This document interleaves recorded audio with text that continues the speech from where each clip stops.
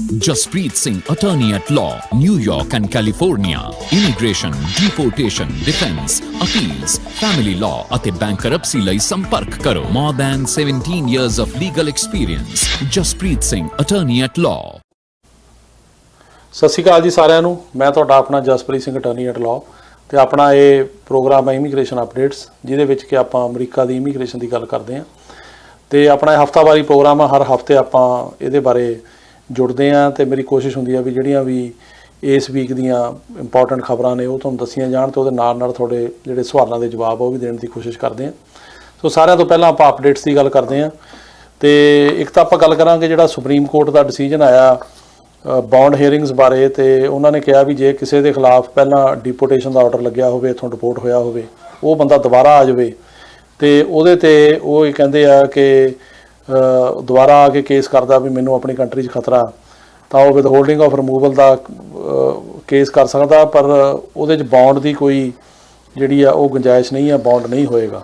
ਸੋ case ਦਾ ਨਾਂ ਹੈਗਾ Johnson versus ਗੁਜ਼ਮਨ ਸ਼ੈਵੇਜ਼, ਤੇ ਇਹਦੇ ਵਿੱਚ ਉਹਨਾਂ ਨੇ ਕਿਹਾ ਵੀ ਜੇ ਕੋਈ ਬੰਦੇ ਤੇ ਇੱਥੇ ਡੈਪੂਟੇਸ਼ਨ ਲੱਗੀ, ਜਿਵੇਂ ਕੋਈ ਬੰਦਾ ਆਇਆ ਉਹਨੇ ਅਸਾਈਲਮ ਕੀਤਾ, ਨਹੀਂ ਪਾਸ ਹੋਇਆ, ਇੱਥੋਂ ਡਿਪੋਰਟ ਹੋ ਗਿਆ, ਜਾਂ ਇੱਥੇ ਰਹਿ ਰਿਹਾ ਉਹ ਫੜਿਆ ਗਿਆ ਉਦੋਂ ਬਾਅਦ ਡਿਪੋਰਟ ਹੋ ਗਿਆ, ਤੇ ਉਹ ਡੈਪੂਟੇਸ਼ਨ ਸਰਟਨ ਟਾਈਮ ਦੀ ਹੁੰਦੀ ਆ, 5 ਸਾਲ ਦੀ, 10 ਸਾਲ ਦੀ। ਤਾਂ ਉਹ ਕਹਿੰਦੇ ਵੀ ਜਿਹਦੇ ਤੇ ਡੈਪੂਟੇਸ਼ਨ ਲੱਗੀ ਆ, ਜੇ ਉਹ ਦੁਬਾਰਾ ਆ ਜਾਂਦਾ ਉਸ ਡੈਪੂਟੇਸ਼ਨ ਲੱਗਣ ਤੋਂ ਬਾਅਦ ਤੇ ਉਹਨੂੰ ਡਿਟੇਨ ਕੀਤਾ ਜਾਂਦਾ ਤਾਂ ਉਹਦਾ ਬੌਂਡ ਜਿਹੜਾ ਉਹ ਨਹੀਂ ਹੋ ਸਕਦਾ। ਸੋ ਇਹ ਉਹਨਾਂ ਬੰਦਿਆਂ ਵਾਸਤੇ ਬਹੁਤ ਇੰਪੋਰਟੈਂਟ ਆ ਜਿਹੜੇ ਡਿਪੋਰਟੇਸ਼ਨ ਲੱਗਣ ਤੋਂ ਬਾਅਦ ਜਾਂਦੇ ਆ ਤੇ ਫਿਰ ਵਾਪਸ ਆਉਣ ਦੀ ਕੋਸ਼ਿਸ਼ ਕਰਦੇ ਆ, ਤੇ ਉਹਦੇ ਨਾਲ ਉਹ ਉਹਨਾਂ ਨੂੰ ਡਿਟੇਨ ਉਹ ਕਹਿੰਦੇ ਆ ਵੀ ਜੇ ਹੈਗੇ ਆ ਤਾਂ ਨਹੀਂ ਛੱਡਿਆ ਜਾਏਗਾ। ਤੇ ਇਹਦੇ ਨਾਲ ਨਾਲ ਜਿਹੜੀ ਹੋਰ ਇੱਕ ਇੰਪੋਰਟੈਂਟ ਖਬਰ ਆ ਵੀ US ਇਕੋਨਮੀ ਨੇ ਜਿਹੜੀ ਪਿਛਲੇ ਵੀਕ ਦੀ ਸੀਗੀ ਰਿਪੋਰਟ, ਉਹਦੇ ਮੁਤਾਬਕ 8 ਲੱਖ ਜੋਬਾਂ ਜਿਹੜੀਆਂ ਨੇ ਉਹ ਐਡ ਕੀਤੀਆਂ, 8 ਲੱਖ ਤੋਂ ਉੱਪਰ। ਤੇ ਉਹਦੇ ਨਾਲ ਇਹ ਆ ਕਿ ਹੁਣ ਇਕੋਨਮੀ ਜਿਹੜੀ ਆ ਟਰੈਕ ਤੇ ਆ ਗਈ ਆ, ਤੇ ਇਹਦੇ ਕਰਕੇ ਜਿਹੜੀ ਬਾਈਡਨ ਐਡਮਿਨਿਸਟ੍ਰੇਸ਼ਨ ਹੈਗੀ ਆ ਉਹ 'ਤੇ ਕਾਫੀ ਦਬਾਅ ਪੈ ਰਿਹਾ ਵੀ ਜਿਹੜੇ ਇਹਨਾਂ ਨੇ ਕੰਟਰੀਆਂ 'ਤੇ ਬੈਨ ਲਾਇਆ ਵੀਜ਼ਿਆਂ ਦਾ, ਜਿਵੇਂ ਹੁਣ ਕੈਨੇਡਾ ਦੇ ਨਾਲ ਜਿਹੜਾ ਬਾਰਡਰ ਆ ਉਹ ਵੀ ਅਜੇ ਨਹੀਂ ਖੁੱਲ੍ਹਿਆ, ਇੰਡੀਆ ਦੇ ਬੈਨ ਲੱਗਿਆ ਹੋਇਆ, ਹੋਰਾਂ ਮੁਲਕਾਂ ਦੇ ਬੈਨ ਲੱਗੇ ਨੇ ਵੀ ਉਹ ਖੋਲ੍ਹੇ ਜਾਣ। ਸੋ ਅਜੇ ਤੱਕ ਗੌਰਮੈਂਟ ਨੇ ਕਿਹਾ ਵੀ ਸਾਡਾ ਇਰਾਦਾ ਨਹੀਂ ਖੋਲ੍ਹਣ ਦਾ, ਅਜੇ ਸਾਨੂੰ ਹੋਰ ਟਾਈਮ ਚਾਹੀਦਾ ਦੇਖਣ ਲਈ ਕੀ ਸਿਚੁਏਸ਼ਨ ਆ, ਪਰ ਆਉਂਦੇ ਦਿਨਾਂ ਦੇ ਵਿੱਚ ਜਾਂ ਆਉਂਦੇ ਮਹੀਨਿਆਂ ਦੇ ਵਿੱਚ ਹੋ ਸਕਦਾ ਕਿ ਸਰਕਾਰ 'ਤੇ ਹੋਰ ਦਬਾਅ ਵਧੇ। ਪਰ ਕਿਉਂਕਿ ਅਮਰੀਕਾ ਦੇ ਵਿੱਚ ਹੁਣ ਇਕੋਨਮੀ ਜਿਹੜੀ ਚੱਲ ਪਈ ਹੈ, ਇੱਥੇ ਕਾਫੀ ਰਿਸਟ੍ਰਿਕਸ਼ਨਾਂ ਜਿਹੜੀਆਂ ਨੇ ਉਹ ਖੁੱਲ੍ਹ ਗਈਆਂ ਨੇ, ਤੇ ਇਹਦੇ ਨਾਲ ਨਾਲ ਜਿਹੜੀ ਅੱਜ CDC ਦੀ ਖਬਰ ਹੈਗੀ ਆ, ਜਿਹੜਾ ਸੈਂਟਰ ਫॉर ਡਿਜ਼ੀਜ਼ ਕੰਟਰੋਲ ਆ, ਉਹਨਾਂ ਨੇ ਕਿਹਾ ਵੀ ਸਕੂਲਾਂ ਦੇ ਵਿੱਚ ਵੀ ਜੇ ਜਿਹੜੇ ਟੀਚਰ ਨੇ ਤੇ ਜਿਹੜੇ ਸਟੂਡੈਂਟ ਨੇ ਉਹ ਵੈਕਸੀਨੇਟਡ ਨੇ ਤਾਂ ਉਹਨਾਂ ਨੂੰ ਮਾਸਕ ਪਾਉਣ ਦੀ ਲੋੜ ਨਹੀਂ, ਤੇ ਉਹਨਾਂ ਨੇ ਕਿਹਾ ਵੀ ਸਕੂਲ ਜਿਹੜੇ ਸਾਰੇ ਆ ਉਹ ਖੁੱਲ੍ਹ ਜਾਣ। ਉਹਨਾਂ ਨੇ ਇਹ ਕਿਹਾ ਵੀ ਫਾਲ ਤੋਂ, ਜਿਹੜਾ ਫਾਲ ਦਾ ਹੁਣ ਸੀਜ਼ਨ ਸ਼ੁਰੂ ਹੋਣਾ ਸਪਟੈਂਬਰ ਤੋਂ, ਇਹਦੇ ਵਿੱਚ ਉਹ ਕਹਿੰਦੇ ਆ ਵੀ ਜਿਹੜੀਆਂ ਇਨ ਪਰਸਨ ਕਲਾਸਿਸ ਨੇ ਉਹ ਲਈਆਂ ਜਾਣ, ਵੀ ਜਿਹੜੇ ਟੀਚਰ ਨੇ ਉਹ ਸਕੂਲ ਜਾਣ, ਸਟੂਡੈਂਟ ਜਾਣ, ਤੇ ਜਿਹੜਾ ਆਮੋ ਸਾਹਮਣੇ ਪੜ੍ਹਾਈ ਹੁੰਦੀ ਆ ਉਹ ਸ਼ੁਰੂ ਹੋਵੇ। ਤੇ ਇਹ ਕਿਹਾ ਵੀ ਜੇ ਵੈਕਸੀਨੇਟਡ ਨੇ ਸਾਰੇ ਤਾਂ ਉੱਥੇ ਮਾਸਕ ਦੀ ਲੋੜ ਨਹੀਂ। ਸੋ ਇਹ ਬੜੀ ਇੰਪੋਰਟੈਂਟ ਖਬਰ ਹੈਗੀ। ਇਹਦੇ ਨਾਲ ਉਮੀਦ ਆ ਕਿ ਆਉਣ ਵਾਲੇ ਜਿਹੜੇ ਹੈਗੇ ਫਾਲਸ ਜਿਹੜਾ ਸੈਸ਼ਨ ਸ਼ੁਰੂ ਹੋਣਾ ਉਹਦੇ ਵਿੱਚ ਕਲਾਸਿਸ ਜਿਹੜੀਆਂ ਨੇ ਇਨ ਪਰਸਨ ਲੱਗਣਗੀਆਂ, ਤੇ ਜਿਹੜਾ ਹੁਣ ਤੱਕ ਜਿਹੜਾ ਵਰਚੁਅਲ ਕਲਾਸਿਸ ਦਾ ਸੀਗਾ ਟਾਈਮ ਇਹ ਹੁਣ ਖਤਮ ਹੁੰਦਾ ਜਾ ਰਿਹਾ। ਪਰ ਅਜੇ ਵੀ ਫਿਰ ਬਾਕੀ ਤਾਂ ਉਹਨਾਂ ਦੀ ਸਕੂਲਾਂ ਦੀ ਮਰਜ਼ੀ ਆ, ਹਰੇਕ ਸਕੂਲ ਜਾਂ ਯੂਨੀਵਰਸਿਟੀ ਆਪਣੇ ਹਿਸਾਬ ਨਾਲ ਫੈਸਲਾ ਕਰਨਗੇ ਕੀ ਕਰਨਾ ਉਹਨਾਂ ਨੇ, ਪਰ ਇਹ ਹੁਣ ਇੱਕ ਉਮੀਦ ਬਣੀ ਆ। ਅਗਲੀ ਖਬਰ ਹੈਗੀ ਆ ਆਈਸ ਤੋਂ, ਜਿਹੜੀ ਇਮੀਗ੍ਰੇਸ਼ਨ ਤੇ ਕਸਟਮ ਇਨਫੋਰਸਮੈਂਟ ਆ, ਉਹਨਾਂ ਨੂੰ ਬਾਈਡਨ ਐਡਮਿਨਿਸਟ੍ਰੇਸ਼ਨ ਨੇ ਡਾਇਰੈਕਟ ਕੀਤਾ ਆ ਕਿ ਜਿਹੜੀਆਂ ਲੇਡੀਜ਼ ਪ੍ਰੈਗਨੈਂਟ ਨੇ ਜਾਂ ਬਿਮਾਰ ਨੇ ਜਾਂ ਜਿਹੜੇ ਬੰਦੇ ਬਿਮਾਰ ਨੇ ਕੋਈ, ਉਹਨਾਂ ਨੂੰ ਤੁਸੀਂ ਕਸਟਡੀ ਦੇ ਵਿੱਚ ਨਾ ਲਓ। ਇਹ ਜੁਲਾਈ 1 ਨੂੰ ਮੈਮੋ ਜਿਹੜਾ ਹੈਗਾ ਇਹ ਸਾਈਨ ਕੀਤਾ US immigration and custom enforcement ਦੇ ਐਕਟਿੰਗ ਡਾਇਰੈਕਟਰ ਟੇ ਜੌਨਸਨ ਨੇ, ਤੇ ਇਹਦੇ ਵਿੱਚ ਉਹਨਾਂ ਨੇ ਕਿਹਾ ਕਿ ਜਿਹੜੀ ਪਿਛਲੀ ਸਰਕਾਰ ਸੀ ਉਹਨਾਂ ਦੀ ਜਿਹੜੀ ਪਾਲਿਸੀ ਸੀ ਉਹ ਅਸੀਂ ਇਹ ਰਿਵਰਸ ਕਰਦੇ ਹਾਂ ਕਿ ਜਿਹੜੀਆਂ ਲੇਡੀਜ਼ ਪ੍ਰੈਗਨੈਂਟ ਨੇ ਜਾਂ ਬਿਮਾਰ ਨੇ ਉਹਨਾਂ ਨੂੰ ਆਈਸ ਜਿਹੜੀ ਆ ਉਹ ਗ੍ਰਿਫਤਾਰ ਨਹੀਂ ਕਰੇਗੀ। ਤੇ ਇਸ ਕਰਕੇ ਇਹ ਇੱਕ ਬੜੀ ਇੰਪੋਰਟੈਂਟ ਰਾਹਤ ਹੈਗੀ ਆ। ਤੇ ਇਸ ਤੋਂ ਪਹਿਲਾਂ ਵੀ ਇਹ ਐਲਾਨ ਇਹ ਸਰਕਾਰ ਕਰ ਚੁੱਕੀ ਆ ਵੀ ਜਿਹੜੇ ਬੰਦੇ ਨਵੰਬਰ 2020 ਤੋਂ ਪਹਿਲਾਂ ਐਂਟਰ ਹੋਏ ਨੇ, ਉਹਨਾਂ ਨੂੰ ਕੋਈ ਕ੍ਰਾਈਮ ਨਹੀਂ ਕੀਤਾ, ਉਹ ਨੈਸ਼ਨਲ ਸਿਕਿਉਰਿਟੀ ਨੂੰ ਥ੍ਰੈਟ ਨਹੀਂ ਹੈਗੇ, ਵੀ ਉਹਨਾਂ ਬੰਦਿਆਂ ਨੂੰ ਇੱਥੋਂ ਡਿਪੋਰਟ ਨਹੀਂ ਕੀਤਾ ਜਾਏਗਾ, ਤੇ ਸਿਰਫ ਉਹੀ ਬੰਦਿਆਂ ਨੂੰ ਡਿਪੋਰਟ ਕੀਤਾ ਜਾਏਗਾ ਜਿਹੜੇ ਬੰਦਿਆਂ ਨੇ ਇੱਥੇ ਕ੍ਰਾਈਮਸ ਵਗੈਰਾ ਕੀਤੇ ਨੇ ਜਾਂ ਨੈਸ਼ਨਲ ਸਿਕਿਉਰਿਟੀ ਨੂੰ ਥ੍ਰੈਟ ਨੇ ਦੂਜੇ ਬੰਦਿਆਂ ਨੂੰ। ਪਲੱਸ ਇਹਨਾਂ ਨੇ ਹੁਣ ਜਿਹੜਾ PD ਪ੍ਰੋਗਰਾਮ ਹੁੰਦਾ ਸੀ ਪਹਿਲਾਂ ਆਪਣਾ ਪ੍ਰੈਜ਼ੀਡੈਂਟ ਓਬਾਮਾ ਵੇਲੇ, ਉਹ ਵੀ ਸ਼ੁਰੂ ਕਰ ਦਿੱਤਾ, ਤੇ ਉਹਦੇ ਤਹਿਤ ਵੀ ਜਿਹੜੀਆਂ ਰਿਮੂਵਲ ਪ੍ਰੋਸੀਡਿੰਗ ਹੁੰਦੀ ਆ ਉਹਦੇ ਵਿੱਚ ਹਰੇਕ ਬੰਦੇ ਨੂੰ ਨਹੀਂ ਪਾਇਆ ਜਾਏਗਾ, ਉਹ ਦੇਖਣਗੇ ਵੀ ਕਿਹਨੂੰ ਪਾਣਾ ਕਿਹਨੂੰ ਨਹੀਂ ਪਾਣਾ। ਸੋ ਇਹ ਵੀ ਬੜੀ ਇੰਪੋਰਟੈਂਟ ਜਿਹੜੀ ਹੈਗੀ ਆ ਉਹ ਖਬਰ ਆ। ਵੀਜ਼ਾ ਬੁਲੇਟਿਨ ਬਾਰੇ ਆਪਾਂ ਦੱਸਿਆ ਸੀ ਤੇ ਇੱਕ ਵਾਰੀ ਫੇਰ ਦੱਸ ਦਈਏ ਕਿ ਜਿਹੜਾ ਵੀਜ਼ਾ ਬੁਲੇਟਿਨ ਆ ਜੁਲਾਈ ਦਾ ਖਾਸ ਕਰਕੇ ਉਹਦੇ ਵਿੱਚ ਜਿਹੜੀ F4 ਕੈਟੇਗਰੀ ਆ ਭਰਾ ਭੈਣ ਦੀ US ਸਿਟੀਜ਼ਨ ਦੀ ਉਹਦੇ ਚੱਲ ਰਿਹਾ 15 ਅਗਸਤ 2005। F3 ਕੈਟੇਗਰੀ ਹੈਗੀ ਜਿਹੜੇ US ਸਿਟੀਜ਼ਨ ਦੇ ਮੈਰਿਡ ਬੱਚੇ ਨੇ ਉੱਥੇ ਚੱਲ ਰਿਹਾ 1 ਨਵੰਬਰ 2008। F2B ਕੈਟੇਗਰੀ ਹੈਗੀ ਆ ਜਿਹੜੇ ਅਨਮੈਰਿਡ ਬੱਚੇ ਨੇ ਗ੍ਰੀਨ ਕਾਰਡ ਹੋਲਡਰ ਦੇ ਓਵਰ 21 ਉੱਥੇ ਚੱਲ ਰਿਹਾ 15 ਸਤੰਬਰ 2015। F2A ਕੈਟੇਗਰੀ ਜਿਹੜੇ ਗ੍ਰੀਨ ਕਾਰਡ ਦੇ ਹਸਬੈਂਡ ਵਾਈਫ ਨੇ ਉਹ ਹੈਗੀ ਕਰੰਟ। F1 ਹੈਗੀ ਆ 15 ਨਵੰਬਰ 2014। ਇਹਦੇ ਨਾਲ ਜਿਹੜਾ ਡੇਟਾਂ ਦੇ ਪੇਪਰ ਮੰਗ ਰਹੇ ਨੇ ਉਹ, ਕਿਉਂਕਿ ਜਿਹੜੀਆਂ ਡੇਟਾਂ ਦੇ ਪੇਪਰ ਮੰਗਦੇ ਨੇ ਉਹ ਡੇਟਾਂ ਵੀ ਜਿਹੜੀਆਂ ਨੇ ਉਹ ਵੀਜ਼ੇ ਜਦੋਂ ਮਿਲਦਾ ਉਸ ਤੋਂ 6 ਮਹੀਨੇ ਪਹਿਲਾਂ ਉਹ ਪੇਪਰ ਮੰਗਣੇ ਸ਼ੁਰੂ ਕਰ ਦਿੰਦੇ NVC ਵਾਲੇ, ਜਿਨ੍ਹਾਂ ਵਿੱਚ ਸਿਵਲ ਡਾਕੂਮੈਂਟਸ ਹੁੰਦੇ ਨੇ, ਤੁਹਾਡੀ passport clearance, police clearance, affidavit of support and so fourth. ਉਹ F4 ਕੈਟੇਗਰੀ ਜਿਹੜੀ ਭਰਾ ਭੈਣ ਦੀ ਕੈਟੇਗਰੀ ਉਹ ਹੈ ਦਸੰਬਰ 1 2005। F3 ਕੈਟੇਗਰੀ 'ਚ ਹੈਗੀ ਆ 22 ਅਗਸਤ 2009। F2B ਕੈਟੇਗਰੀ 'ਚ ਹੈਗੀ ਆ 22 ਸਤੰਬਰ 2016। F2A ਕੈਟੇਗਰੀ 'ਚ ਹੈਗੀ ਆ 1 ਜੂਨ 2021 ਤੇ F1 'ਚ ਹੈਗੀ 15 ਮਈ 2016। ਤੇ ਇਹਦੇ ਨਾਲ ਜਿਹੜੇ U ਵੀਜ਼ੇ ਵਾਲੇ ਨੇ ਜਿਨ੍ਹਾਂ ਦੀ ਕਿ ਬੋਨਾਫਾਈਡ ਕੇਸ ਸਰਕਾਰ ਸਮਝਦੀ ਹੈ, ਜਿਨ੍ਹਾਂ ਵਿੱਚ ਕਿ ਉਹਨਾਂ ਨੇ ਫਾਰਮ ਜਿਹੜਾ ਹੁੰਦਾ U ਵੀਜ਼ਾ ਉਹ ਵੀ ਭਰਿਆ, ਸਪਲੀਮੈਂਟ ਜਿਹੜਾ ਉਹ ਵੀ ਭਰਿਆ, ਉਹਦੇ ਨਾਲ ਸਟੇਟਮੈਂਟ ਲਾਈ ਆ, ਉਹਨਾਂ ਦੇ ਫਿੰਗਰਪ੍ਰਿੰਟ ਹੋਏ ਆ, ਉਹਨਾਂ ਦੇ ਜਿਹੜੇ ਵਰਕ ਪਰਮਿਟ ਵਗੈਰਾ ਨੇ ਅਪਲਾਈ ਹੋਣੇ ਸ਼ੁਰੂ ਹੋ ਗਏ ਨੇ। ਜੇ ਉਹ ਅਪਲਾਈ ਕਰਨਗੇ ਤਾਂ ਉਹਨਾਂ ਨੂੰ ਜਿਹੜਾ ਵਰਕ ਪਰਮਿਟ ਆ ਉਹ ਆ ਸਕਦਾ ਤੇ ਉਹ ਆਪਣੇ ਅਪਲਾਈ ਕਰ ਸਕਦੇ ਆ ਵਰਕ ਪਰਮਿਟ। ਤੇ ਇਹ ਤਾਂ ਸੀਗੀਆਂ ਇਸ ਵੀਕ ਦੀਆਂ ਜਿਹੜੀਆਂ ਇੰਪੋਰਟੈਂਟ ਖਬਰਾਂ। ਤੇ ਇਹਦੇ ਨਾਲ ਹੁਣ ਤੁਹਾਡੇ ਜਿਹੜੇ ਸਵਾਲਾਂ ਦੇ ਜਵਾਬ ਆ, ਕਿਉਂਕਿ ਅਸੀਂ ਕਾਫੀ ਸਵਾਲ ਆਏ ਆ ਤੇ ਉਹ ਮੈਂ ਦੇਣ ਦੀ ਹੁਣ ਕੋਸ਼ਿਸ਼ ਕਰਦਾ। ਤੇ ਸਾਰਿਆਂ ਤੋਂ ਪਹਿਲਾਂ ਤਾਂ ਇਹ ਸਵਾਲ ਉਹਨਾਂ ਨੇ ਕਿਹਾ ਜੀ ਕਿ ਮੇਰੇ ਪੇਰੈਂਟਸ ਦੀ ਇੰਟਰਵਿਊ ਬੰਬੇ ਦੇ ਵਿੱਚ ਅਸੀਂ ਇੰਨਾ ਟਾਈਮ ਤੋਂ ਵੇਟ ਕਰ ਰਹੇ ਹਾਂ, ਇਹਦੇ ਬਾਰੇ ਦੱਸੋ। ਇਹਦੇ 'ਚ ਇਸ ਤਰ੍ਹਾਂ ਜੀ ਕਿ ਪਹਿਲਾਂ ਤਾਂ ਇਸ ਕੈਟੇਗਰੀ ਇਹ ਬੰਦ ਸੀਗੀ ਕੈਟੇਗਰੀ ਤੇ ਇਹ ਖੁੱਲੀ ਹੈਗੀ ਆ ਫਰਵਰੀ 'ਚ ਆਹ ਸਾਲ। ਉਸ ਤੋਂ ਬਾਅਦ ਫਿਰ 2 ਮਹੀਨੇ ਫੇਰ ਐਮਬੈਸੀ ਜਿਹੜੀ ਬੰਦ ਹੋ ਗਈ ਉਹਦੇ ਕਰਕੇ ਡਿਲੇ ਆ, ਪਰ ਜਿਹੜਾ ਇੰਨਾ ਬੈਕਲੌਗ ਇਕੱਠਾ ਹੋਇਆ ਟਾਈਮ ਤਾਂ ਲੱਗੇਗਾ, ਪਰ ਹੁਣ ਇੰਟਰਵਿਊਆਂ ਜਿਹੜੀਆਂ ਨੇ ਉਹ ਸ਼ੁਰੂ ਹੋ ਗਈਆਂ ਆਉਣੀਆਂ। ਅਗਲਾ ਹੈ ਜੀ ਕਿ H1B ਵੀਜ਼ੇ ਵਾਲਿਆਂ ਦੀ ਕਾਫੀ ਵੇਟ ਆ, ਉਹਦੇ ਬਾਰੇ ਦੱਸੋ। ਦੇਖੋ H1B ਦੀ ਵੇਟ ਹੈਗੀ ਆ, ਪਰ ਇਹ ਚੇਂਜਸ ਕਰ ਰਹੀ ਹੈ ਸਰਕਾਰ ਤੇ ਹੁਣ ਦੇਖਦੇ ਆ ਵੀ ਕੀ ਚੇਂਜਸ ਕਰਦੀ। ਜਿਹੜਾ ਈਗਲ ਐਕਟ ਬਾਰੇ ਆਪਾਂ ਗੱਲ ਕੀਤੀ ਸੀ ਜਿਹੜਾ ਇੰਟਰੋਡਿਊਸ ਹੋਇਆ ਉਹ ਵੀ H1 ਵਾਲਿਆਂ ਵਾਸਤੇ ਹੀ ਆ ਤੇ ਉਹਦੇ ਵਿੱਚ ਉਹਨਾਂ ਨੇ ਕਿਹਾ ਵੀ ਤੇਜ਼ੀ ਨਾਲ ਉਹਨਾਂ ਨੂੰ ਜਿਹੜੇ ਗ੍ਰੀਨ ਕਾਰਡ ਮਿਲਣ ਜਾਂ ਵਰਕ ਪਰਮਿਟ ਮਿਲਣ, ਪਰ ਅਜੇ ਉਹ 'ਤੇ ਕੋਈ ਗੱਲ ਕਿਸੇ ਪਾਸੇ ਤੁਰੀ ਨਹੀਂ, ਅਜੇ ਉਹ ਪੈਂਡਿੰਗ ਹੀ ਆ ਤੇ ਆਉਂਦੇ ਦਿਨਾਂ 'ਚ ਦੇਖਦੇ ਆ ਕੀ ਕਰ ਰਹੇ ਆ। ਤੇ ਅਗਲਾ ਸਵਾਲ ਹੈ ਜੀ, ਉਹ ਕਹਿੰਦੇ R1 ਦੀਆਂ ਇੰਟਰਵਿਊਆਂ ਸ਼ੁਰੂ ਹੋ ਗਈਆਂ, ਦੱਸੋ। ਹਾਂਜੀ ਸ਼ੁਰੂ ਹੋ ਗਈਆਂ ਨੇ। R1 ਦੀਆਂ ਇੰਟਰਵਿਊਜ਼ ਜਿਹੜੀਆਂ ਨੇ ਉਹ ਜੂਨ ਤੋਂ ਸ਼ੁਰੂ ਹੋ ਗਈਆਂ। ਤੇ ਜੇ ਕਿਸੇ ਨੇ R1 ਕੇਸ ਕੀਤਾ, R1 ਪ੍ਰੀਸ ਦਾ ਕੇਸ ਹੁੰਦਾ ਬੇਸਿਕਲੀ ਜਿਹੜੇ ਗੁਰਦੁਆਰਾ ਸਾਹਿਬ ਤੋਂ ਆਪਾਂ ਕਰਦੇ ਆ ਜਾਂ ਕਿਸੇ ਮੰਦਿਰ ਤੋਂ ਜਾਂ ਚਰਚ ਤੋਂ ਕਰਦੇ ਆ, ਤੇ ਉਹਨਾਂ ਦੀਆਂ ਇੰਟਰਵਿਊਜ਼ ਜਿਹੜੀਆਂ ਸਟਾਰਟ ਹੋ ਗਈਆਂ ਨੇ। ਅਗਲਾ ਸਵਾਲ ਹੈ ਜੀ ਕਿ ਉਹ ਕਹਿੰਦੇ ਨੇ ਕਿ ਸਾਡਾ F2B ਕੈਟੇਗਰੀ ਦਾ ਕੇਸ ਹੈ ਜੁਲਾਈ 2016 ਦਾ ਤੇ ਅਸੀਂ ਫੀਸ ਵੀ ਸਬਮਿਟ ਕਰਤੀ ਆ, ਡਾਕੂਮੈਂਟ ਵੀ ਕਰਤੇ ਆ, ਤਾਂ ਅਸੀਂ ਹੁਣ ਨਿਊਜ਼ੀਲੈਂਡ 'ਚ ਰਹਿੰਦੇ ਆ ਤੇ ਚੇਂਜ ਲੋਕੇਸ਼ਨ ਕਰਨਾ ਚਾਹੁੰਦੇ ਆ। ਦੇਖੋ ਜਿਹੜੀ F2B ਆਪਣੀ ਕੈਟੇਗਰੀ ਹੈਗੀ ਆ ਇਹਦੇ ਵਿੱਚ ਹੁਣ ਚੱਲ ਰਿਹਾ 15 ਸਤੰਬਰ 2015 ਤੇ ਤੁਹਾਡਾ ਜੁਲਾਈ 16 ਦਾ ਹੈਗਾ ਤੇ ਕੇਸ। ਤੇ ਤੁਸੀਂ ਜੇ ਤੁਹਾਡੇ ਕੋਲ ਉੱਥੋਂ ਦੀ ਸਿਟੀਜ਼ਨਸ਼ਿਪ ਹੈਗੀ ਆ ਤਾਂ ਤੁਸੀਂ ਉਹਨਾਂ ਨੂੰ ਲਿਖ ਸਕਦੇ ਹੋ ਕਿ ਸਾਡਾ ਤੁਸੀਂ ਜਿਹੜਾ ਹੈਗਾ ਵੈਨਿਊ ਚੇਂਜ ਕਰ ਦਿਓ, ਤੇ ਬਾਕੀ ਉਹਨਾਂ ਦੀ ਮਰਜ਼ੀ ਆ। ਤੁਸੀਂ ਉਹਨਾਂ ਨੂੰ ਇਨਫੋਰਮ ਕਰੋ, ਉਹਨਾਂ ਨੂੰ ਆਪਣੇ ਸਾਰੇ ਪ੍ਰੂਫ ਭੇਜੋ ਉੱਥੋਂ ਦੇ, ਤੇ ਉਹਦੇ 'ਚ ਕੋਈ ਹਰਜ ਨਹੀਂ, ਤੁਸੀਂ ਉਹਨਾਂ ਨੂੰ ਇਨਫੋਰਮ ਕਰ ਸਕਦੇ ਹੋ। ਅਗਲਾ ਸਵਾਲ ਹੈ ਜੀ ਕਿ ਮੇਰੇ ਫਾਦਰ ਅਮਰੀਕਨ ਸਿਟੀਜ਼ਨ ਨੇ, ਉਹਨਾਂ ਕੋਲ OCI ਕਾਰਡ ਆ ਤੇ ਉਹ ਕੰਟੀਨਿਊਸਲੀ ਮਤਲਬ ਪੈਨਸ਼ਨ ਲੈ ਰਹੇ ਆ ਤੇ ਇੰਡੀਆ 'ਚ ਰਹਿ ਰਹੇ ਆ 1 ਸਾਲ ਤੋਂ, ਤੇ ਉਹਨਾਂ ਨੇ F3 ਕੈਟੇਗਰੀ 'ਚ ਅਪਲਾਈ ਕੀਤਾ ਆ। ਦੇਖੋ ਇਸ ਤਰ੍ਹਾਂ ਹੁੰਦਾ ਜਦੋਂ ਵੀ ਆਪਾਂ ਅਪਲਾਈ ਕਰਦੇ ਆ ਉਹਦੇ ਵਿੱਚ ਅਸੀਂ ਜ਼ਿਆਦਾ ਦੇਰ ਕੰਟਰੀ ਤੋਂ ਬਾਹਰ ਨਹੀਂ ਰਹਿ ਸਕਦੇ, ਕਿਉਂਕਿ ਇੱਥੋਂ ਦਾ ਡੋਮਿਸਾਈਲ ਸ਼ੋਅ ਕਰਨਾ ਪੈਂਦਾ। ਜੇ ਉਹ ਲਗਾਤਾਰ ਹੀ ਬਾਹਰ ਰਹੀ ਜਾਂਦੇ ਆ ਤਾਂ ਇੱਥੋਂ ਦਾ ਡੋਮਿਸਾਈਲ ਨਹੀਂ ਬਣਨਾ, ਉਹਨਾਂ ਨੂੰ ਪ੍ਰੋਬਲਮ ਆ ਸਕਦੀ ਆ। ਸੋ ਉਹਨਾਂ ਨੂੰ ਚਾਹੀਦਾ ਵੀ ਉਹ ਇੱਥੇ ਰਹਿ ਕੇ ਤੇ ਮਤਲਬ ਇੱਥੇ ਆਉਣ। ਠੀਕ ਹੈ, ਜਾਂਦੇ ਆਉਂਦੇ ਰਹਿਣ, ਪਰ ਲਗਾਤਾਰ ਹੀ ਉੱਥੇ ਰਹਿਣ ਦੇ ਨਾਲ ਉਹਨਾਂ ਨੂੰ ਇਸ ਕੇਸ ਦੇ ਵਿੱਚ ਪ੍ਰੋਬਲਮ ਆਏਗੀ।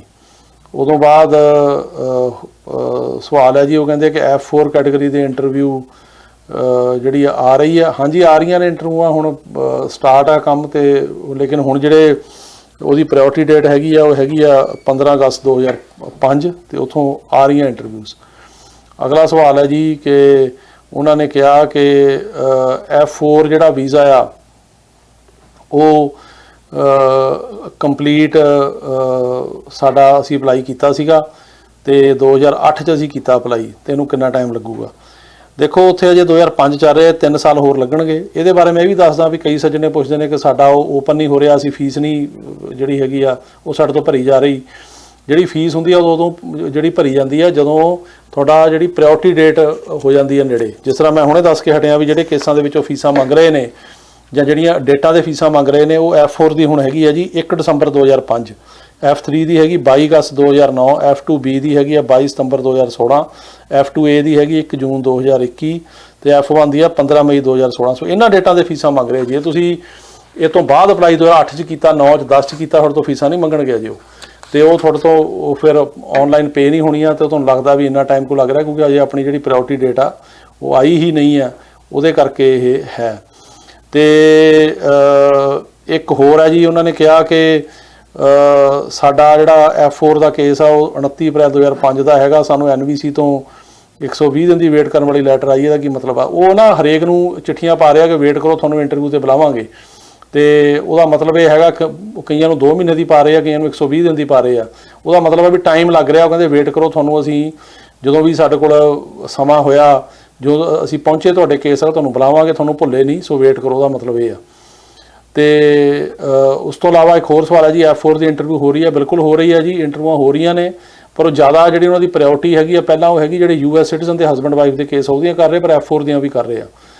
ਤੇ ਅਗਲਾ ਸਵਾਲ ਹੈ ਜੀ, ਉਹ ਕਹਿੰਦੇ ਨੇ ਕਿ ਸਾਡਾ F4 ਦਾ ਕੇਸ 2005 ਦਾ ਹੈਗਾ ਤੇ ਹੁਣ ਅਸੀਂ ਵੇਟ ਕਰ ਰਹੇ ਹਾਂ ਇੰਟਰਵਿਊ ਦੀ, ਤੇ ਫਾਦਰ ਮਦਰ ਦੇ ਬ੍ਰਦਰ ਦੇ ਪੇਪਰ ਆਏ ਆ ਪਰ ਸਾਡੇ ਨਹੀਂ ਆਏ ਕਿਉਂਕਿ ਏਜ ਆਊਟ ਹੋ ਗਈ ਤੇ ਸਾਡੀ ਉਮਰ ਜ਼ਿਆਦਾ। ਇਹਦੇ ਬਾਰੇ ਦੱਸੋ। ਦੇਖੋ, ਇਹ ਚਾਈਲਡ ਸਟੈਟਸ ਪ੍ਰੋਟੈਕਸ਼ਨ ਐਕਟ ਦੇ ਅੰਡਰ ਜੇ ਤੁਸੀਂ ਕਵਰ ਹੋਵੋਗੇ ਤਾਂ ਆ ਸਕਦੇ ਆ, ਉਹਦੇ ਅੰਡਰ ਤੁਸੀਂ ਅਪਲਾਈ ਕਰ ਸਕਦੇ ਹੋ। ਤੇ ਜਿਹੜਾ ਉਹਦੇ ਅੰਡਰ ਅਪਲਾਈ ਕਰਨ ਵਾਸਤੇ ਜਿਹੜਾ ਰੂਲ ਆ ਉਹ ਇਹ ਆ ਵੀ ਆਪਾਂ ਨੂੰ ਡੇਟ ਦੇਖਣੀ ਪੈਂਦੀ ਵੀ ਅਪਲਾਈ ਕਦੋਂ ਹੋਇਆ ਕੇਸ, ਉਦੋਂ ਬਾਅਦ ਇਹਦੀ ਅਪਰੂਵਲ ਕਦੋਂ ਆਈ ਆ।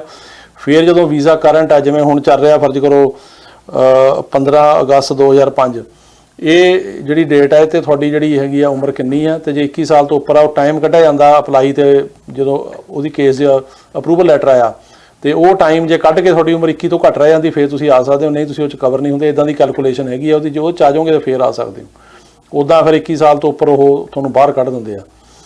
ਤੇ ਅਗਲਾ ਸਵਾਲ ਹੈ ਜੀ ਕਿ ਵਿਜ਼ਟਰ ਵੀਜ਼ਾ ਅਪਾਇੰਟਮੈਂਟ 21 ਤੱਕ ਓਪਨ ਹੋਣੀਆਂ ਉਮੀਦ ਹੈ ਕਿ ਨਹੀਂ? ਦੇਖੋ, ਇਹ ਆਪਾਂ ਕੁਝ ਨਹੀਂ ਕਹਿ ਸਕਦੇ, 21 ਦੇ ਐਂਡ ਤੱਕ ਤਾਂ ਮੈਨੂੰ ਲੱਗਦਾ ਹੋ ਜਾਣਗੀਆਂ, ਪਰ ਅਜੇ ਟਾਈਮ ਨਹੀਂ, ਕਿਉਂਕਿ ਤੁਹਾਨੂੰ ਮੈਂ ਹੁਣੇ ਦੱਸ ਕੇ ਹਟਿਆ ਵੀ ਅਮਰੀਕਾ ਦੀ ਇਕੋਨਮੀ ਕਾਫੀ ਜਿਹੜੀ ਖੁੱਲ੍ਹ ਰਹੀ ਹੈ, ਜੋਬਾਂ ਐਡ ਹੋ ਰਹੀਆਂ ਤੇ ਕਾਫੀ ਪ੍ਰੈਸ਼ਰ ਪੈ ਰਿਹਾ ਸਰਕਾਰ ਤੇ ਵੀ ਤੁਸੀਂ ਇਹ ਬਾਰਡਰ ਖੋਲ੍ਹੋ ਤੇ ਲੋਕਾਂ ਨੂੰ ਆਉਣ ਦੀ ਜਿਹੜੀ ਹੈਗੀ ਆ, ਜਿੱਥੇ ਵੀਜ਼ੇ ਬੰਦ ਕੀਤੇ ਨੇ ਸ਼ੁਰੂ ਕਰੋ।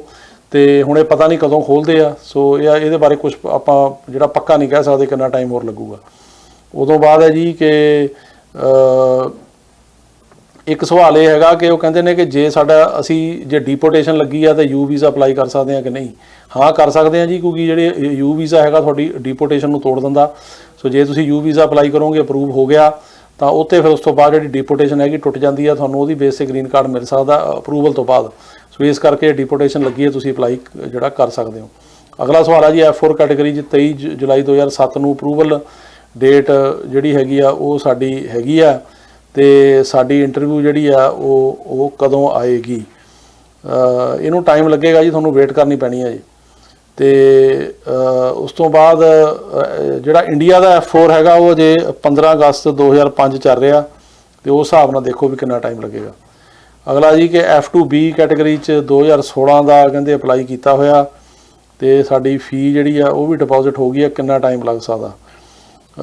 F2B ਕੈਟੇਗਰੀ 'ਚ ਜਨਵਰੀ 2016 ਅਜੇ ਤੋਂ ਚੱਲ ਰਿਹਾ ਜੀ 15 ਸਤੰਬਰ 2015, ਸੋ ਅਜੇ ਹੋਰ 4-5 ਮਹੀਨੇ ਲੱਗ ਸਕਦੇ ਆ ਘੱਟੋ ਘੱਟ। ਤੇ ਉਸ ਤੋਂ ਇਲਾਵਾ ਅਗਲਾ ਸਵਾਲ ਹੈ ਜੀ, ਉਹ ਕਹਿੰਦੇ ਸਰ ਸਾਡਾ F4 ਦਾ 8 ਫਰਵਰੀ 2006 ਨੂੰ ਪੇਪਰ ਲੱਗੇ ਨੇ, ਹੋਰ ਕਿੰਨਾ ਟਾਈਮ ਲੱਗੂਗਾ? ਉੱਥੇ ਦਾ ਜੀ 2005 ਚੱਲ ਰਿਹਾ, ਸੋ ਤੁਹਾਨੂੰ ਵੀ 6 ਤੋਂ 7 ਮਹੀਨੇ ਹੋਰ ਲੱਗ ਸਕਦੇ ਆ। ਤੇ ਅਗਲਾ ਜੀ ਉਹ ਇਹ ਪੁੱਛਦੇ ਨੇ ਕਿ F4 ਕੈਟੇਗਰੀ ਦਸੰਬਰ 2005 'ਚ ਅਪਲਾਈ ਕੀਤਾ ਸੀ, ਅਜੇ ਅਗਸਤ ਚੱਲ ਰਿਹਾ ਤੇ ਦਸੰਬਰ ਤੱਕ ਤੁਹਾਨੂੰ ਵੀ 4-5 ਮਹੀਨੇ ਜੇ ਹੋਰ, ਜੇ ਨਾ ਫਾਸਟ ਹੋਇਆ, ਜੇ ਤੇਜ਼ ਹੋਇਆ ਘੱਟ ਟਾਈਮ ਵੀ ਆ, ਪਰ ਆਮ ਤੌਰ 'ਤੇ 5-6 ਮਹੀਨੇ ਲੱਗ ਸਕਦੇ ਆ ਹੋਰ। ਉਦੋਂ ਬਾਅਦ ਜੀ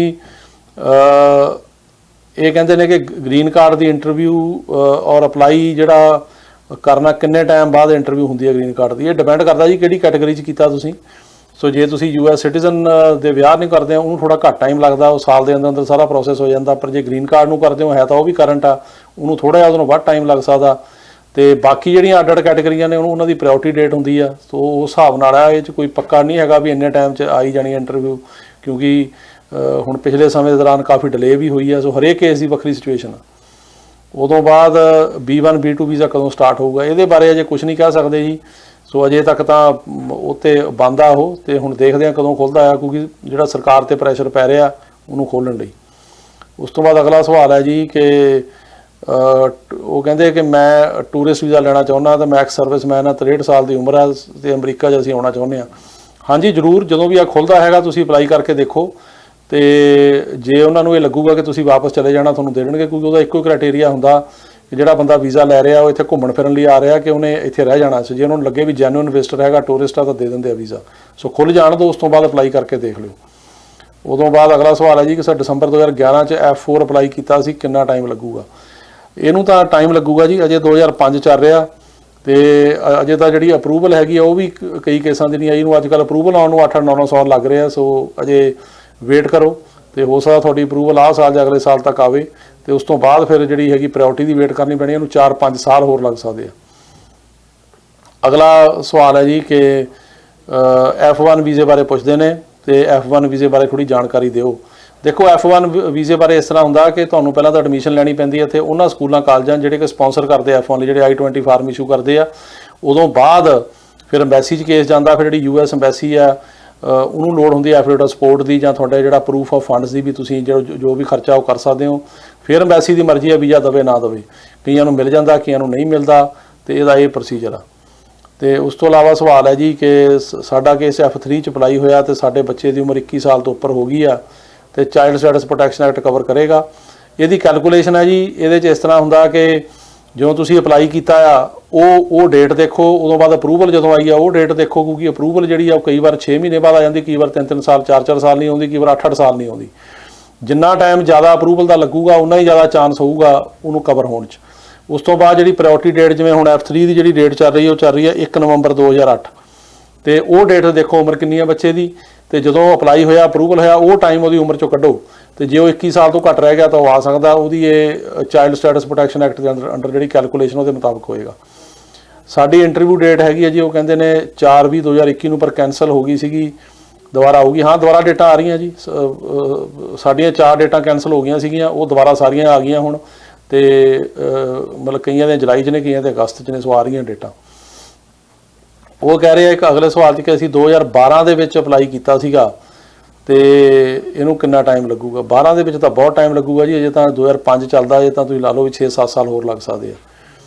ਅਤੇ ਉਦੋਂ ਬਾਅਦ ਅਗਲਾ ਸਵਾਲ ਹੈ ਜੀ ਕਿ ਉਹ ਇਹ ਪੁੱਛ ਰਹੇ ਨੇ ਕਿ ਜੇ ਉਹ ਸਾਡੇ ਨਾਲ ਗੱਲ ਕਰਨੀ ਚਾਹੁੰਦੇ ਕਿਹੜੇ ਨੰਬਰ 'ਤੇ? ਇੱਕ ਤਾਂ ਨੰਬਰ ਹੈ ਜੀ 9179154142, ਦੂਜਾ ਹੈਗਾ jpsinghattorney@gmail.com, ਬਾਕੀ ਥੱਲੇ ਨੰਬਰ ਵੀ ਆ ਰਿਹਾ ਸਕਰੋਲ 'ਤੇ। ਇੱਕ ਮੇਰਾ ਆਫਿਸ ਦਾ ਨੰਬਰ ਹੈ 7185338444, ਫਰੀਮੌਂਟ ਆਫਿਸ ਦਾ ਹੈਗਾ 5106576444।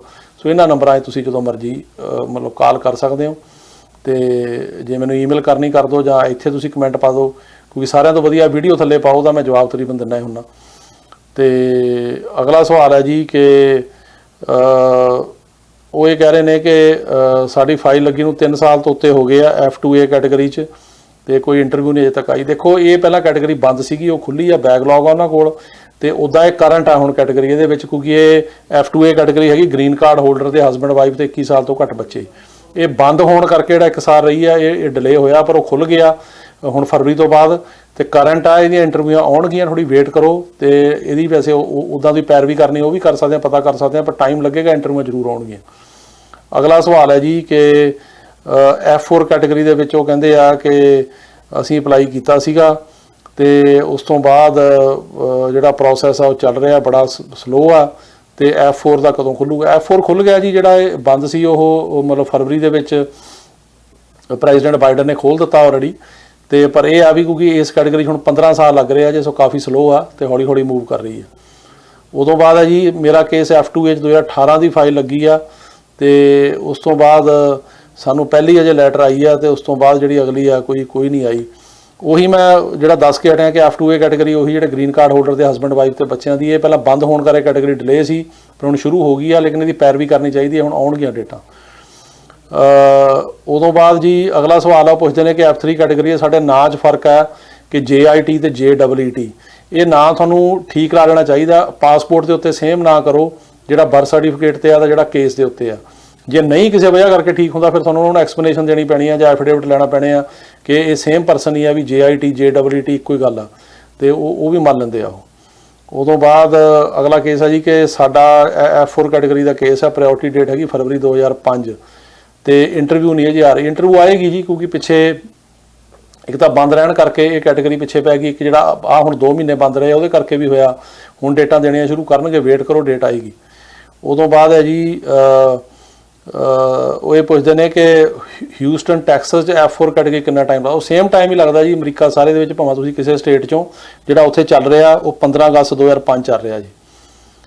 ਉਦੋਂ ਬਾਅਦ ਅਗਲਾ ਸਵਾਲ ਹੈ ਜੀ, ਉਹ ਕਹਿੰਦੇ ਨੇ ਕਿ ਪੇਰੈਂਟ ਸਿਟੀਜ਼ਨ ਹੈਗੇ ਨੇ ਤੇ ਉਹਨਾਂ ਦੇ ਮੈਰਿਡ ਸਨ USA ਵਿੱਚ ਹੀ ਰਹਿੰਦੇ ਆ, ਤੇ ਮੈਰਿਡ ਬੱਚੇ USA ਵਿੱਚ ਰਹਿ ਕੇ ਜਿਹੜੇ ਹੈਗੇ ਆ ਉਹ ਮਤਲਬ ਪੱਕੇ ਹੋ ਸਕਦੇ ਆ ਕਿ ਨਹੀਂ। ਦੇਖੋ ਇਸ ਤਰ੍ਹਾਂ ਹੁੰਦਾ ਕਿ ਜੇ ਤੁਸੀਂ ਓਵਰਸਟੇ ਕਰ ਜਾਓ ਤਾਂ ਇਹ ਤੁਹਾਨੂੰ ਕੈਟਾਗਰੀ ਇੱਥੇ ਪੱਕਾ ਨਹੀਂ ਕਰਾ ਸਕਦੀ, ਕਿਉਂਕਿ ਜਿਹੜੀਆਂ ਇਹ ਕੈਟਾਗਰੀਆਂ ਨੇ F3 ਕੈਟਾਗਰੀ ਹੋਗੀ ਜਾਂ F4 ਹੋਗੀ, ਇਹਦੇ ਬਾਅਦ ਤੁਸੀਂ ਓਵਰਸਟੇ ਨਹੀਂ ਕਰ ਸਕਦੇ। ਸਿਰਫ ਜਿਹੜੇ US ਸਿਟੀਜ਼ਨ ਦੇ ਪੇਰੈਂਟਸ ਨੇ ਜਾਂ US ਸਿਟੀਜ਼ਨ ਦੇ ਹਸਬੈਂਡ ਵਾਈਫ ਨੇ ਉਹ ਜੇ ਵੀਜ਼ੇ ਤੇ ਆ ਕੇ ਓਵਰਸਟੇ ਕਰਦੇ ਇੱਥੇ ਪੱਕੇ ਹੋ ਸਕਦੇ, ਦੂਜੇ ਨਹੀਂ ਹੋ ਸਕਦੇ। ਸੋ ਤੁਹਾਨੂੰ ਇੱਥੇ ਇਹਦੀ ਬੇਸ ਤੇ ਜੇ ਤੁਸੀਂ ਓਵਰਸਟੇ ਕਰੋਗੇ ਕੁਝ ਨਹੀਂ ਮਿਲ ਸਕਦਾ। ਬਾਰਡਰ ਬਾਰੇ ਦੱਸੋ, ਕਹਿੰਦੇ ਨੇ ਕਿ ਮਾਈਨਰ ਕੈਂਪ ਚੋਂ ਨਿਕਲ ਰਹੇ। ਦੇਖੋ ਇਸ ਤਰ੍ਹਾਂ ਕਿ ਬਾਰਡਰ ਤੇ ਜਿਹੜੀ ਨੀਤੀ ਆ ਉਹ ਇਹ ਹੈਗੀ ਆ ਕਿ ਜਿਹੜੇ ਬੰਦੇ ਹਸਬੈਂਡ ਵਾਈਫ ਜਾਂ ਬੱਚੇ ਛੋਟੇ ਆਉਂਦੇ ਜਾਂ ਮਾਈਨਰ ਆਉਂਦੇ ਉਹਨਾਂ ਨੂੰ ਇਹ 72 ਘੰਟੇ ਬਾਅਦ ਰਿਲੀਜ਼ ਕਰ ਦਿੰਦੇ ਆ। ਇੰਟਰਵਿਊ ਵੀ ਜਿਹੜੀ ਹੈਗੀ ਇੰਨੀ ਸਖਤ ਨਹੀਂ ਹੁੰਦੀ, ਪਰ ਜਿਹੜੇ 18 ਸਾਲ ਤੋਂ ਉੱਪਰ ਆ ਉਹਨਾਂ ਦੀ ਇੰਟਰਵਿਊ ਬੜੀ ਸਖਤ ਹੁੰਦੀ ਆ। ਉਹਨਾਂ ਦੇ ਜਿਹੜੇ ਕੁਐਸਚਨ ਆਨਸਰ ਪੁੱਛੇ ਜਾਂਦੇ ਨੇ ਉਹਨਾਂ ਨੂੰ ਕ੍ਰੈਡੀਬਲ ਫੀਅਰ ਇੰਟਰਵਿਊ 'ਚੋਂ ਲੰਘਣਾ ਪੈਂਦਾ, ਤੇ ਕਈ ਕੁਛ ਉਹ 'ਚੋਂ ਕ੍ਰੈਡੀਬਲ ਫੀਅਰ ਇੰਟਰਵਿਊ ਹੋਣ ਨੂੰ ਵੀ ਟਾਈਮ ਲੱਗ ਜਾਂਦਾ ਕਿ ਇਹਨੂੰ 2-3 ਮਹੀਨੇ ਦੀ ਵੇਟ ਆ, ਤੇ ਜੇ ਫੇਲ ਹੋ ਜਾਣ ਤਾਂ ਫਿਰ ਇਮੀਗ੍ਰੇਸ਼ਨ ਜੱਜ ਅੱਗੇ ਇੱਕ ਡੇਟ ਪੈਂਦੀ ਹੈ, ਜੇ ਉੱਥੇ ਹੀ ਫੇਲ ਹੋ ਗਏ ਤਾਂ ਡਿਪੋਰਟ ਕਰਤਾ ਜਾਂਦਾ। ਉਦੋਂ ਬਾਅਦ ਜੋ ਕਹਿੰਦੇ ਨੇ ਸਰ F2A ਕੈਟਾਗਰੀ 'ਚ ਕਿਹੜੇ ਮਹੀਨੇ ਦੀ ਇੰਟਰਵਿਊ ਚੱਲ ਰਹੀ। F2A ਕੈਟਾਗਰੀ ਕਰੰਟ ਹੈ ਜੀ, ਤੇ ਉਹ 'ਚ ਕੋਈ ਮਤਲਬ ਜਿਹੜੀ ਹੈਗੀ ਪ੍ਰਾਇਓਰਟੀ ਨਹੀਂ ਹੈਗੀ। ਇੰਟਰਵਿਊ ਉਹ ਦੇਣਗੇ, ਪਰ ਪ੍ਰੋਬਲਮ ਇਹ ਹੈ ਕਿਉਂਕਿ ਇਹ ਕੈਟਾਗਰੀ ਬੰਦ ਰਹੀ ਹੈ 1 ਸਾਲ, ਉਹਦੇ ਕਰਕੇ ਡਿਲੇ ਆ। ਤੇ ਅਗਲਾ ਸਵਾਲ ਹੈਗਾ ਜੀ ਕਿ ਉਹ ਇਹ ਕਹਿ ਰਹੇ ਨੇ ਕਿ F3 ਕੈਟਾਗਰੀ 'ਚ 2020 'ਚ ਪੇਪਰ ਲਾਏ ਸੀਗੇ ਤੇ ਇੰਟਰਵਿਊ ਨਹੀਂ ਆਈ, ਕਿੰਨਾ ਟਾਈਮ ਲੱਗੂ। ਦੇਖੋ ਇਸ ਤਰ੍ਹਾਂ ਆ ਵੀ ਇਹਦੇ 'ਚ F3 ਕੈਟਾਗਰੀ ਦਾ ਟਾਈਮ ਲੱਗੂਗਾ ਜੀ। ਜੇ ਹੁਣ 2008 ਦੀ ਪ੍ਰਾਇਓਰਟੀ ਆ ਨਵੰਬਰ 1 ਦੀ, ਤੇ ਹੁਣ ਜਿਹਦਾ ਤੁਸੀਂ ਅਪਲਾਈ 20 'ਚ ਕੀਤਾ ਫਿਰ ਤੁਹਾਨੂੰ ਬਹੁਤ ਟਾਈਮ ਲੱਗਣਾ, ਜੇ ਕਈ ਸਾਲ ਲੱਗਣੇ ਆ। ਪਰ ਜੇ ਤੁਹਾਡੇ ਅਪਲਾਈ ਪਹਿਲਾਂ ਕੀਤਾ ਤੁਸੀਂ 20 'ਚ ਉਹਨਾਂ ਨੂੰ ਪੇਪਰ ਜਮ੍ਹਾਂ ਕਰਾਏ ਨੇ ਜਿਹੜੇ ਸਿਵਲ ਡਾਕੂਮੈਂਟਸ ਨੇ, ਫਿਰ ਤੁਹਾਡੀ ਜਿਹੜੀ ਵਾਰੀ ਆ ਉਹ ਹੁਣ ਆਉਣੀ ਚਾਹੀਦੀ ਆ।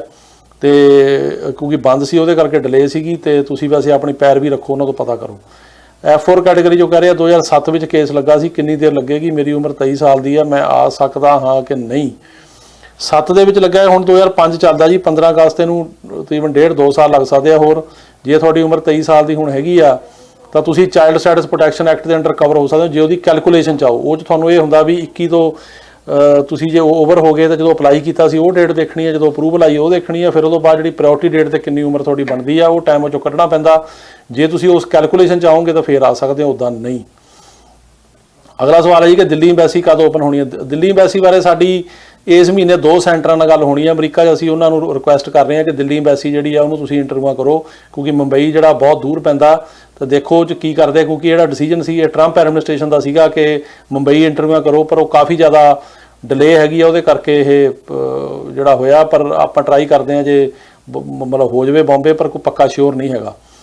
ਤੇ ਉਸ ਤੋਂ ਬਾਅਦ ਅਗਲਾ ਜੀ ਉਹ ਕਹਿੰਦੇ ਨੇ ਕਿ F4 ਕੈਟਾਗਰੀ ਦੇ ਵਿੱਚ ਜਨਵਰੀ 2005 'ਚ ਅਪਲਾਈ ਕੀਤਾ ਸੀ ਤੇ ਸਾਨੂੰ 60 ਦਿਨ ਦੀ ਈਮੇਲ ਵੀ ਆਈ ਆ। ਤੇ ਹੁਣ ਹਾਂ ਉਹ ਈਮੇਲਾਂ ਕਰ ਰਹੇ ਆ ਵੀ 60 ਦਿਨ ਵੇਟ ਕਰੋ ਜਾਂ 120 ਦਿਨ ਕਰੋ, ਤੇ ਉਹ ਵੇਟ ਕਰੋ, ਤੁਹਾਨੂੰ ਇੰਟਰਵਿਊ ਦੇਣਗੇ। ਸੋ ਤੁਹਾਨੂੰ ਵੇਟ ਕਰਨੀ ਚਾਹੀਦੀ ਆ। ਉਸ ਤੋਂ ਬਾਅਦ ਅਗਲਾ ਸਵਾਲ ਹੈ ਜੀ ਕਿ 16 ਮਾਰਚ 2020 ਨੂੰ ਇੰਟਰਵਿਊ ਹੁਣ ਕਦ ਤੱਕ ਹੋਊਗੀ। ਇੰਟਰਵਿਊ ਜਿਹੜੀਆਂ ਪੋਸਟਪੋਨ ਹੋਈਆਂ ਦੁਬਾਰਾ ਦੇ ਰਹੇ ਨੇ। ਸਾਡੀਆਂ ਕੋਈ ਹੋਈਆਂ ਸੀ ਪੋਸਟਪੋਨ, ਉਹ ਜੁਲਾਈ ਜਾਂ ਅਗਸਤ ਦਿੱਤੀਆਂ ਉਹਨਾਂ ਨੇ, ਤੇ ਹੁਣ ਦੁਬਾਰਾ ਆ ਸਕਦੀ ਹੈ ਜੁਲਾਈ ਅਗਸਤ ਤੋਂ ਬਾਅਦ, ਸਤੰਬਰ ਅਕਤੂਬਰ 'ਚ ਵੀ ਆ ਸਕਦੀ, ਮਰਜ਼ੀ ਉਹਨਾਂ। ਤੁਸੀਂ ਉਹਨਾਂ ਨੂੰ ਈਮੇਲ ਕਰੋ, ਕੰਟੈਕਟ ਕਰੋ ਉਹਨਾਂ ਨਾਲ। ਉਦੋਂ ਬਾਅਦ ਅਗਲਾ ਸਵਾਲ ਹੈ ਜੀ ਕਿ ਸਾਡਾ I-130 petition green card holder ਦੇ ਕੇਸ 26 ਅਪ੍ਰੈਲ 2020 ਨੂੰ ਫਾਈਲ ਕੀਤੀ ਸੀ। 3 ਮਾਰਚ 2020 ਨੂੰ ਰਿਸੀਵ ਨੋਟਿਸ ਆਇਆ ਪਰ ਅਪਰੂਵਲ ਨਹੀਂ ਆਈ, ਤੇ ਕੈਲੀਫੋਰਨੀਆ ਸਰਵਿਸ ਸੈਂਟਰ 'ਚ ਕੇਸ ਆ। ਦੇਖੋ ਜੀ ਇਸ ਤਰ੍ਹਾਂ ਹੈ ਕਿ ਜੇ I-130 petition green card holder ਦੇ 26 ਅਪ੍ਰੈਲ 2020 ਨੂੰ ਫਾਈਲ ਕੀਤੀ ਆ ਤੇ ਉਹਦਾ ਰਿਸੀਵ ਨੋਟਿਸ ਆ ਗਿਆ, ਅਪਰੂਵਲ ਨੂੰ ਤਾਂ ਟਾਈਮ ਲੱਗੂਗਾ ਜੀ ਅਜੇ, ਕਿਉਂਕਿ ਆਮ ਤੌਰ ਤੇ ਅੱਜ ਕੱਲ੍ਹ ਸਾਲ ਤੋਂ 1.5 ਸਾਲ ਲੱਗ ਰਿਹਾ, ਪਰ ਤੁਹਾਨੂੰ ਤਾਂ ਆਲਰੇਡੀ ਸਾਲ ਤੋਂ ਉੱਤੇ ਹੋ ਗਿਆ। ਤੁਹਾਨੂੰ ਪੈਰਵੀ ਕਰਨੀ ਚਾਹੀਦੀ ਹੈ, ਪਰ ਆ ਜਾਊਗੀ ਅਪਰੂਵਲ, ਜਾਂ ਉਹਨਾਂ ਨੂੰ ਕੋਈ ਹੋਰ ਚੀਜ਼ ਚਾਹੀਦੀ ਹੁੰਦੀ, ਕਈ ਵਾਰੀ ਉਹਨੂੰ RFE ਭੇਜ ਸਕਦੇ ਆ। ਅਗਲਾ ਸਵਾਲ ਹੈ ਜੀ, ਉਹ ਕਹਿੰਦੇ ਜੋ ਬੰਦਾ 2020 ਚ ਇੰਡੀਆ ਡਿਪੋਰਟ ਹੋ ਗਿਆ ਹੋਵੇ ਦੁਬਾਰਾ ਆ ਸਕੇ ਕਰ ਸਕਦਾ। ਮੈਂ ਉਹਦੇ ਬਾਰੇ ਤੁਹਾਨੂੰ ਦੱਸ ਕੇ ਹਟਿਆ ਪਹਿਲਾਂ ਵੀ US ਸੁਪਰੀਮ ਕੋਰਟ ਦਾ ਡਿਸੀਜਨ ਆਇਆ ਵੀ ਜਿਹੜਾ ਇੱਥੋਂ ਬੰਦਾ ਡਿਪੋਰਟ ਹੋ ਕੇ ਗਿਆ ਉਹ ਜੇ ਦੁਬਾਰਾ ਵਾਪਸ ਆਉਂਦਾ ਤੇ ਫੜਿਆ ਜਾਂਦਾ ਉਹਨੂੰ ਬੌਂਡ ਨਹੀਂ ਹੋਊਗਾ, ਅੰਦਰ ਹੀ ਰਹਿਣਾ ਪਊਗਾ ਤੇ ਉਹਨੂੰ ਵਾਪਸ ਡਿਪੋਰਟ ਕਰ ਸਕਦੇ ਆ। ਸੋ ਇਸ ਕਰਕੇ ਜਿਹੜੇ ਤੁਸੀਂ ਵਾਪਸ ਆਓਗੇ ਤੁਹਾਨੂੰ ਖਤਰਾ ਤੇ ਹੋ ਸਕਦਾ ਬੌਂਡ ਨਾ ਹੋਵੇ। ਤੇ ਉਸ ਤੋਂ ਬਾਅਦ ਜੀ ਅਗਲਾ ਹੈਗਾ ਜੀ ਉਹ ਸਾਨੂੰ ਉਹ ਕਹਿ ਰਹੇ ਕਿ ਸਰ ਅਸੈਂਸ਼ੀਅਲ ਵਰਕਰ ਐਕਟ ਦੀ ਕੋਈ ਅਪਡੇਟ ਨਹੀਂ। ਉਹਦੀ ਕੋਈ ਅਪਡੇਟ ਨਹੀਂ ਜੀ। ਈਗਲ ਐਕਟ ਹੋ ਗਿਆ, ਅਸੈਂਸ਼ੀਅਲ ਵਰਕਰ ਹੋ ਗਿਆ, ਜਿਹੜੇ ਬਿੱਲ ਪਾਸ ਹੋ ਕੇ ਗਏ ਨੇ ਸੈਨੇਟ 'ਚ ਉਹਨਾਂ ਦੀ ਕੋਈ ਅਪਡੇਟ ਨਹੀਂ ਗੀ। ਉਹਨਾਂ ਨੂੰ ਇਹ ਕੋਸ਼ਿਸ਼ ਕਰ ਰਹੇ ਆ ਕਿ ਜਿਹੜਾ ਇਨਫਰਾਸਟਰਕਚਰ ਬਿੱਲ ਆ ਉਹਦੇ ਨਾਲ ਲਾ ਕੇ ਜੇ ਪਾਸ ਕਰ ਸਕੀ। ਅਜੇ ਕੋਈ ਅਪਡੇਟ ਨਹੀਂ ਹੈਗੀ, ਅਜੇ ਉਹ ਸਾਰੇ ਪੈਂਡਿੰਗ ਹੀ ਆ। ਤੇ ਅਗਲਾ ਸਵਾਲ ਹੈ ਜੀ ਕਿ ਉਹ ਕਹਿੰਦੇ ਨੇ ਕਿ ਜੇ ਅਸਾਈਲਮ ਦਾ ਕੇਸ ਪਾਸ ਹੋ ਜਾਵੇ ਤਾਂ ਬੌਂਡ ਰਿਟਰਨ ਹੋ ਜਾਂਦਾ। ਹਾਂਜੀ ਹੋ ਜਾਂਦਾ। ਕੇਸ ਪਾਸ ਹੋਣ ਤੋਂ ਬਾਅਦ ਤੁਹਾਨੂੰ ਜਿੱਥੇ ਇਮੀਗ੍ਰੇਸ਼ਨ ਦੇ ਆਫਿਸ ਜਾਣਾ ਪੈਂਦਾ ਉੱਥੇ ਉਹਨਾਂ ਨੂੰ ਜਿਹੜਾ ਅਪਰੂਵਲ ਦਾ ਲੈਟਰ ਦਿਖਾਓ, ਫਿਰ ਜਿਹੜੇ ਬੰਦੇ ਨੇ ਬੌਂਡ ਭਰਿਆ ਉਹਨੂੰ ਉਹ ਭੇਜਦੇ ਆ ਸਾਈਨ ਕਰਨ ਲਈ ਤੇ ਫਿਰ ਉੱਥੇ ਜਿਹਨੇ ਭਰਿਆ ਉਹਨੂੰ ਉਹ ਜਿਹੜਾ ਹੈਗਾ ਚੈੱਕ ਚਲਾ ਜਾਂਦਾ। ਸੋ ਜਿਹਨੇ ਬੌਂਡ ਭਰਿਆ ਉਹਨੂੰ ਅਮਾਊਂਟ ਉਹ ਮਿਲਦੀ ਆ ਪਰ ਹੋ ਜਾਂਦਾ ਵਾਪਸ। ਅਗਲਾ ਸਵਾਲ ਹੈ ਜੀ ਕਿ I-130 ਜੇ ਕਿਸੇ ਦਾ ਕੈਂਸਲ ਹੋ ਗਿਆ ਹੋਵੇ ਕੇਸ ਤੇ ਉਹਦਾ ਕੀ ਹੋਵੇ। ਜੇ ਕੈਂਸਲ ਹੋ ਗਿਆ ਦੁਬਾਰਾ ਅਪਲਾਈ ਆਪਾਂ ਅਪੀਲ ਕਰ ਸਕਦੇ ਹਾਂ 30 ਦਿਨ ਦੇ ਵਿੱਚ ਕਿ ਰੀਜ਼ਨ ਕੀ ਹੈ ਕੈਂਸਲ ਹੋਣ ਦਾ। ਜੇ ਉਹ ਵੀ ਟਾਈਮ ਲੰਘ ਗਿਆ ਦੁਬਾਰਾ ਅਪਲਾਈ ਕਰਨਾ ਪੈਂਦਾ, ਹੋਰ ਇਹਦਾ ਰਸਤਾ ਕੋਈ ਨਹੀਂ ਜੀ। ਤੇ ਅਗਲਾ ਜੀ ਕਿ ਉਹ ਇਹ ਕਹਿੰਦੇ ਨੇ ਕਿ ਅਸੀਂ ਜੇ ਫਰਜ਼ ਕਰੋ ਅਫਗਾਨਿਸਤਾਨ ਤੋਂ ਆ ਜਾਂ ਇਹਨਾਂ ਮੁਲਕਾਂ ਤੋਂ ਆ ਸਾਨੂੰ ਇੱਥੇ ਮਤਲਬ ਗ੍ਰੀਨ ਕਾਰਡ ਮਿਲ ਸਕਦਾ। ਦੇਖੋ ਜਿਹੜੇ ਅਫਗਾਨਿਸਤਾਨ ਵਾਲੇ ਜਾਂ ਇਹਨਾਂ ਮੁਲਕਾਂ ਵਾਲੇ ਆ ਜੇ ਉਹਨਾਂ ਨੂੰ ਖਤਰਾ ਇੱਥੇ ਆ ਕੇ ਅਸਾਈਲਮ ਅਪਲਾਈ ਕਰਦੇ ਆ ਤੇ ਜੇ ਕੁਆਲੀਫਾਈ ਕਰਦੇ ਉਹਨਾਂ ਦਾ ਕੋਈ ਜੈਨੂਇਨ ਰੀਜ਼ਨ ਹੈਗਾ, ਉਹਨਾਂ ਦਾ ਕੋਈ ਗਰਾਊਂਡ ਬਣਦਾ ਤਾਂ ਉਹਨਾਂ ਨੂੰ ਮਿਲ ਸਕਦਾ ਉਹਦੀ ਬੇਸ 'ਤੇ। ਉੱਦਾਂ ਸਿੱਧਾ ਗ੍ਰੀਨ ਕਾਰਡ ਨਹੀਂ ਮਿਲ ਸਕਦਾ ਵੀ ਤੁਸੀਂ ਆ ਕੇ ਸਿੱਧਾ ਹੀ ਅਪਲਾਈ ਕਰ ਦਿਓ, ਤੁਹਾਨੂੰ ਕੋਈ ਕੇਸ ਅਪਲਾਈ ਕਰਨਾ ਪਏਗਾ। ਤਾਂ ਕੇਸ ਵੀ ਸੱਚਾ ਚਾਹੀਦਾ, ਜੈਨੂਇਨ ਕੇਸ ਚਾਹੀਦਾ। ਅਗਲਾ ਸਵਾਲ ਹੈ ਜੀ ਕਿ ਉਹ ਇਹ ਕਹਿ ਰਹੇ ਨੇ ਕਿ F4 ਕੈਟੇਗਰੀ 'ਚ ਪਾਸਪੋਰਟ ਦੀ ਕਾਪੀ ਲੱਗੀ ਹੋਈ ਆ ਤੇ ਜਦੋਂ ਅਪਲਾਈ ਕੀਤਾ ਸੀ ਬਰਥ ਸਰਟੀਫਿਕੇਟ ਦੀ ਕਾਪੀ ਵੀ ਲੱਗੀ ਆ ਪਰ ਉਹੀ ਜਿਹੜਾ ਹੈਗਾ ਪਾਸਪੋਰਟ ਤੇ ਬਰਥ ਸਰਟੀਫਿਕੇਟ 'ਚ ਫਰਕ ਹੈ। ਇੱਕ 'ਚ ਨਾਂ ਜਿਹੜਾ ਉਹ 'ਚ ਲੱਗਿਆ ਹੋਇਆ W ਤੇ ਇੱਕ 'ਚ V ਆ। ਇਹ ਠੀਕ ਕਰਾਉਣਾ ਪੈਣਾ ਜੀ ਤੁਹਾਨੂੰ। ਪਾਸਪੋਰਟ ਤੇ ਠੀਕ ਕਰਾ ਲਓ, ਜੇ ਹੋ ਜਾਵੇ ਨਹੀਂ ਫਿਰ ਤੁਹਾਨੂੰ ਐਫੀਡੇਵਿਟ ਦੇਣੇ ਪੈਣੇ ਵੀ ਸੇਮ ਹੈ, ਸੇਮ ਪਰਸਨ ਆ, ਬੈਟਰ ਹੈ। ਜੇ ਠੀਕ ਹੋ ਜਾਵੇ ਤਾਂ ਜ਼ਿਆਦਾ ਵਧੀਆ ਆ। ਉਦੋਂ ਬਾਅਦ ਅਗਲਾ ਸਵਾਲ ਹੈ ਜੀ ਉਹ ਇਹ ਕਹਿ ਰਹੇ ਆ ਕਿ ਰਿਲੀਜੀਅਸ ਵਰਕਰ ਤੇ USA ਜਿਹੜੇ 5 ਸਾਲ ਤੋਂ ਰਹਿ ਰਹੇ ਆ, ਫੈਮਿਲੀ ਇੰਡੀਆ ਆ, R2 2 ਵਾਰ ਰਿਜੈਕਟ ਹੋ ਚੁੱਕਾ। ਹਾਂਜੀ ਇਹਦੇ ਬਾਰੇ ਅਜੇ ਰਿਜੈਕਟ ਹੋ ਰਹੇ ਨੇ। R2 ਦਾ ਕਾਰਨ ਇਹ ਆ ਵੀ ਇਨਕਮ ਤੁਹਾਡੀ ਘੱਟ ਹੁੰਦੀ ਆ ਕਿਉਂਕਿ ਜਿਹੜੇ ਗੁਰਦੁਆਰਾ ਸਾਹਿਬਾਨ 'ਚ ਕੰਮ ਕਰਦੇ ਉਹਨਾਂ ਦੀ ਇਨਕਮ ਘੱਟ ਹੁੰਦੀ ਹੈ, ਤਨਖਾਹ ਉਹਨਾਂ ਨੂੰ ਜਿਹੜੀ ਆ ਉਹ ਘੱਟ ਮਿਲਦੀ ਆ। ਉਹਦੇ ਕਰਕੇ ਫਿਰ ਉਹ ਜਿਹੜਾ R2 ਹੈਗਾ ਉਹ 'ਤੇ ਓਬਜੈਕਸ਼ਨ ਲਾ ਦਿੰਦੇ ਆ। ਤੇ ਅਜੇ ਜਿਹੜੀ ਪਿਛਲੀ ਸਰਕਾਰ ਸਖਤ ਸੀਗੀ, ਇਸ ਸਰਕਾਰ ਨੇ ਇੱਥੇ ਅਜੇ ਕੋਈ ਨੀਤੀ ਨਹੀਂ ਬਣਾਈ। ਸੋ ਦੇਖਦੇ ਹਾਂ ਸ਼ਾਇਦ ਥੋੜ੍ਹੀ ਰਿਲੈਕਸੇਸ਼ਨ ਦੇਣ ਪਰ ਅਜੇ ਉਹਨੂੰ ਟਾਈਮ ਜਿਹੜਾ ਹੈਗਾ ਉਹ ਲੱਗੇਗਾ। ਪਰ ਫਿਲਹਾਲ ਜੇ ਤੁਹਾਡੀ ਇਨਕਮ ਘੱਟ ਹੈਗੀ ਆ ਤਾਂ ਉਹ R2 ਜਿਹੜਾ ਉਹ ਆਮ ਰਿਜੈਕਟ ਕਰ ਰਹੇ ਆ। ਉਦੋਂ ਬਾਅਦ ਅਗਲਾ ਸਵਾਲ ਹੈ ਜੀ ਕਿ I-360 ਕੇਸ ਨੂੰ ਕਿੰਨਾ ਸਮਾਂ ਲੱਗੇਗਾ। ਉਹ ਕਹਿੰਦੇ ਨੇ ਵੀ ਸਾਨੂੰ 17 ਮਹੀਨੇ ਤੋਂ ਉੱਤੇ ਅਪਲਾਈ ਕੀਤੇ ਨੂੰ ਹੋ ਗਏ ਆ ਤੇ ਟਾਈਮ 26 ਮਹੀਨੇ ਤੱਕ ਕਰਤਾ ਕਿ ਸੰਭਾਵਨਾ ਘਟਣ ਦੀ ਹੈ। ਅਜੇ ਘਟਣ ਦੀ ਨਹੀਂ ਹੈਗੀ ਜੀ, ਅਜੇ ਤਾਂ ਉਨਾ ਟਾਈਮ ਹੀ ਲੱਗ ਰਿਹਾ ਪਰ ਦੇਖੋ ਸ਼ਾਇਦ ਮਤਲਬ ਘੱਟ ਕਰ ਦੇਣ। ਅਸੀਂ ਸਾਡੀ ਕੋਸ਼ਿਸ਼ ਹੈਗੀ ਆ ਵੀ ਘੱਟ ਹੋਵੇ, ਚੰਗੀ ਗੱਲ ਆ ਪਰ ਅਜੇ ਤੱਕ ਤਾਂ ਟਾਈਮ ਲੱਗ ਰਿਹਾ। ਉਹਨੂੰ 26 ਮਹੀਨੇ ਉਹਨਾਂ ਨੇ ਕਿਹਾ ਤਾਂ ਲੱਗਣਗੇ। ਤੇ ਅਗਲਾ ਸਵਾਲ ਹੈ ਜੀ ਕਿ ਮੇਰੀ ਬੇਟੀ ਤੇ ਉਸਦਾ ਬੇਟਾ ਵਿਜ਼ਟਰ ਵੀਜ਼ੇ 2019 ਵਿੱਚ ਆਏ ਸੀ, 2 ਮਹੀਨੇ ਬਾਅਦ ਵਾਪਸ ਆ ਗਿਆ ਤੇ ਹੁਣ ਪਰ ਉਹਨਾਂ ਨੇ ਵਾਪਸ ਨਹੀਂ ਆ ਗਿਆ ਪਰ ਉਹ ਨਹੀਂ ਆਏ ਤੇ ਇਸ ਕਰਕੇ ਉਹਨਾਂ ਨੇ ਅਸਾਈਲਮ ਦਾ ਕੇਸ ਲਾਇਆ ਤੇ ਉਹਨਾਂ ਨੂੰ ਜਿਹੜੀ ਹੈਗੀ ਆ ਸੋਸ਼ਲ ਸਿਕਿਉਰਿਟੀ ਤੇ ਵਰਕ ਪਰਮਿਟ ਮਿਲਿਆ, ਉਹ ਕੰਮ ਕਰ ਸਕਦੇ। ਦੇਖੋ ਇਸ ਤਰ੍ਹਾਂ ਆ ਵੀ ਜੇ ਇੱਥੇ ਇੱਕ ਬੰਦਾ ਰਹਿ ਗਿਆ ਤੇ ਦੂਜਾ ਚਲਾ ਗਿਆ, ਉਹਨੇ ਅਸਾਈਲਮ ਲਾਤਾ, ਜਿਹੜਾ ਰਹਿ ਗਿਆ ਉੱਥੇ ਜਿਹੜਾ ਵਰਕ ਪਰਮਿਟ ਆ ਉਹ ਤਾਂ ਮਿਲਦਾ ਹੀ ਹੈ 6 ਮਹੀਨੇ ਬਾਅਦ। ISAP ਦੇ ਮੈਂਬਰ ਨੇ ਸੋਸ਼ਲ ਸਿਕਿਉਰਿਟੀ ਵੀ ਮਿਲ ਜਾਂਦੀ ਆ ਤੇ ਉੱਥੇ ਤੁਸੀਂ ਕੰਮ ਕਰ ਸਕਦੇ ਹੋ। ਬਾਕੀ ਇੰਟਰਵਿਊ ਡੇਟ ਜਦੋਂ ਆਊਗੀ ਜੇ ਤੇ ਅਪਰੂਵ ਹੋ ਗਿਆ ਸਾਲ ਬਾਅਦ ਤੁਹਾਨੂੰ ਜਿਹੜਾ ਗ੍ਰੀਨ ਕਾਰਡ ਮਿਲ ਜੂਗਾ। ਨਹੀਂ ਅਪਰੂਵ ਹੋਇਆ ਕੋਰਟ ਚਲਾ ਜਾਊਗਾ, ਉੱਥੇ ਕੇਸ ਜਿਹੜਾ ਉਹ ਲੜਨਾ ਪਏਗਾ। ਤੇ ਅਗਲਾ ਸਵਾਲ ਹੈ ਜੀ ਉਹ ਕਹਿੰਦੇ ਨੇ ਕਿ ਸਾਡਾ IR1 ਕੈਟੇਗਰੀ ਦਾ ਕੇਸ ਸੀ, 18 ਫਰਵਰੀ 2021 ਨੂੰ ਇੰਟਰਵਿਊ ਹੋਈ ਤਾਂ ਅਫਸਰ ਨੇ 221G ਲਾ ਕੇ ਹੋਰ ਡਾਕੂਮੈਂਟ ਦੀ ਰਿਕੁਐਸਟ ਕੀਤੀ। ਅਸੀਂ ਡਾਕੂਮੈਂਟ ਜਿਹੜੇ ਆ ਉਹ ਹੁਣ ਸਬਮਿਟ ਜਿਹੜੇ ਆ ਉਹ ਕਰਾ ਰਹੇ ਆ ਤੇ ਇਹਨੂੰ ਕਿੰਨਾ ਟਾਈਮ ਹੋਰ ਲੱਗੇਗਾ। ਦੇਖੋ ਉਹਨਾਂ ਦਾ ਰਾਈਟ ਆ ਮੰਗਣਾ, ਜੇ ਉਹ ਤੁਹਾਡੇ ਕੋਲ ਚੀਜ਼ਾਂ ਮੰਗਦੇ ਆ 221G ਦੇ ਵਿੱਚ ਤਾਂ ਉਹ ਜਮ੍ਹਾਂ ਕਰਾਉਣੀਆਂ ਪੈਂਦੀਆਂ। ਪਰ ਉਹਦਾ ਮਤਲਬ ਇਹ ਨਹੀਂ ਕਿ ਜਮ੍ਹਾਂ ਕਰਾਤੀਆਂ ਵੀਜ਼ਾ ਦੇ ਦੇਣਗੇ, ਹੋਰ ਵੀ ਮੰਗ ਸਕਦੇ ਨੇ ਦੁਬਾਰਾ। ਸਾਡੇ ਇੱਦਾਂ ਦੇ ਵੀ ਕੇਸ ਨੇ ਜਿਹਨਾਂ ਵਿੱਚ 2-3 ਵਾਰੀ ਮੰਗੀਆਂ ਉਹਨਾਂ ਨੇ। ਤੁਸੀਂ ਉਹ ਜਮ੍ਹਾਂ ਕਰਾਓ ਤੇ ਉਸ ਤੋਂ ਬਾਅਦ ਫਿਰ ਉਹ ਦੱਸਣਗੇ ਤੁਹਾਨੂੰ, ਜੇ ਓਕੇ ਆ ਤੁਹਾਨੂੰ ਫਿਰ ਉਹ ਜਿਹੜਾ ਹੈਗਾ ਅਪਰੂਵ ਕਰ ਦੇਣਗੇ, ਨਹੀਂ ਤਾਂ ਉਹ ਫਿਰ ਤੁਹਾਨੂੰ ਜਿਹੜਾ ਹੈਗਾ ਉਹ ਇਹ ਕਹਿ ਸਕਦੇ ਆ ਵੀ ਹੋਰ ਜਮ੍ਹਾਂ ਕਰਾਓ, ਜਾਂ ਜੇ ਨਾ ਸੈਟੀਸਫਾਈ ਹੋਏ ਤਾਂ ਇੱਦਾਂ ਦਾ ਕੁਝ ਕਰ ਸਕਦੇ ਆ। ਤੇ ਅਗਲਾ ਸਵਾਲ ਹੈ ਜੀ ਕਿ ਜਿਹੜਾ ਗ੍ਰੀਨ ਕਾਰਡ ਹੋਲਡਰ ਦਾ ਸਪਾਊਸ ਆ ਉਹਦੀ ਇੰਟਰਵਿਊ ਜਿਹੜੀ ਆ ਉਹ ਕਦੋਂ ਹੋ ਰਹੀ, ਕਿਸ ਤਰ੍ਹਾਂ ਹੋ ਰਹੀ। ਦੇਖੋ ਇਸ ਤਰ੍ਹਾਂ ਜਿਹੜਾ ਗ੍ਰੀਨ ਕਾਰਡ ਹੋਲਡਰ ਦਾ ਸਪਾਊਸ ਆ ਉਹ ਕਰੰਟ ਆ, ਪਿੱਛੇ ਕੈਟਾਗਰੀ 1C ਨੂੰ ਡਿਲੇ ਹੋ ਗਈ, ਪਰ ਇੰਟਰਵਿਊ ਹੋ ਰਹੀ ਆ ਹੁਣ ਤੇ ਉਹ ਕਰ ਰਹੇ ਆ।